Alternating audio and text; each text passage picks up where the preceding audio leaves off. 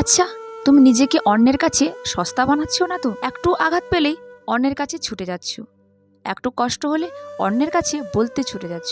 এগুলো কেন করছো? এগুলো তোমার ভবিষ্যতের জন্য অনেকটা খারাপ প্রভাব ফেলবে। তুমি আগে নিজেকে মূল্য দিতে শেখো, তারপর তো অন্যেরা তোমাকে মূল্য দেবে। সে তো জানে যে তুমি একটু আঘাতেই তার পায়ের কাছে গিয়ে পড়বে, একটু আঘাতে তুমি ভেঙে গেলে সে যা বলবে তুমি সেটাই শুনবে।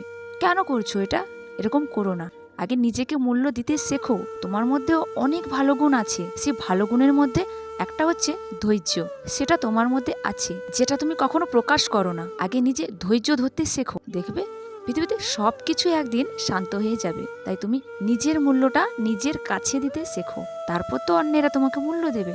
নিজেকে প্লিজ অন্যের কাছে সস্তা বানিও না। তোমার মূল্য তোমার কাছে অনেক, এবং তোমার বাবা মার কাছে ডেফিনেটলি অনেক। তাই নিজের মূল্য বুঝতে শেখো, অন্যের কাছে নিজেকে সস্তা বানিও না। আজকের ভিডিওটা যদি ভালো লাগে তাহলে প্লিজ লাইক, শেয়ার, কমেন্ট, একটু সাবস্ক্রাইব করে দিও। আর যারা ফেসবুক পেজে দেখছো, পেজটিকে ফলো করে দিও এরকম নতুন নতুন ভিডিও পাওয়ার জন্য।